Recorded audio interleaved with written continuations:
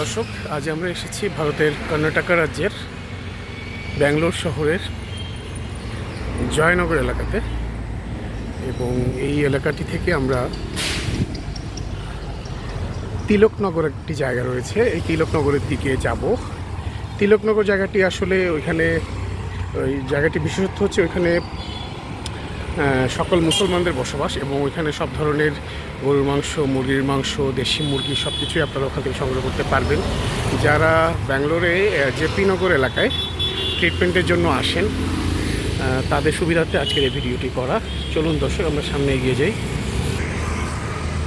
দর্শক, এটি হচ্ছে একটি সরকারি হসপিটাল, ব্যাঙ্গালোর কর্ণাটক গভর্নমেন্টের আওতাধীন একটি সরকারি হসপিটাল। এখানে বিভিন্ন ধরনের চিকিৎসা মোটামুটি কম খরচে এখানকার স্থানীয় লোকজন এরা নিয়ে থাকেন।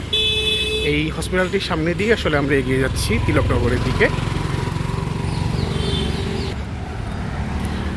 দর্শক, আমরা প্রায় কাছাকাছি চলে এসেছি। সামনে যে মোড়টি আপনারা দেখতে পাচ্ছেন, এই মোড়টি ক্রস করে সামনের দিকে এগিয়ে গেলেই তিলকনগর এলাকাটি শুরু হয়ে যাবে। দর্শক, এটি মূলত তিলকনগর, চারিদিকটা আমরা দেখতে পাচ্ছি।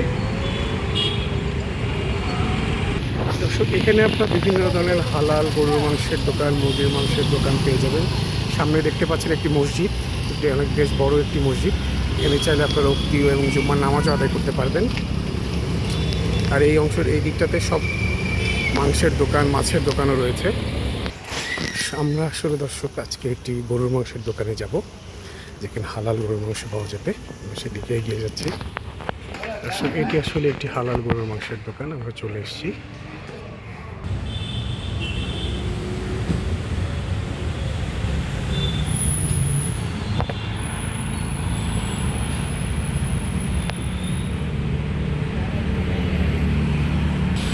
দর্শক, এই সড়কটি দিয়ে কিছু দূর এগিয়ে গেলে একটি ব্যাঙ্গালোরের একটি স্বয়ংসম্পূর্ণ সুপার স্টোর ডিমার্ট এখানে রয়েছে। দর্শক, আপনাদেরকে আজ তিলকনগরের বিভিন্ন এলাকা ঘুরিয়ে দেখানোর চেষ্টা করলাম। আজ এ পর্যন্তই। ভালো থাকবেন, আশা করি ভিডিওটি আপনাদের কাজে লাগবে। দেখা হবে পরবর্তী কোনো একটি ভিডিওতে। সে পর্যন্ত ভালো থাকবেন, দোয়া করবেন আমার জন্য। আসসালামু আলাইকুম।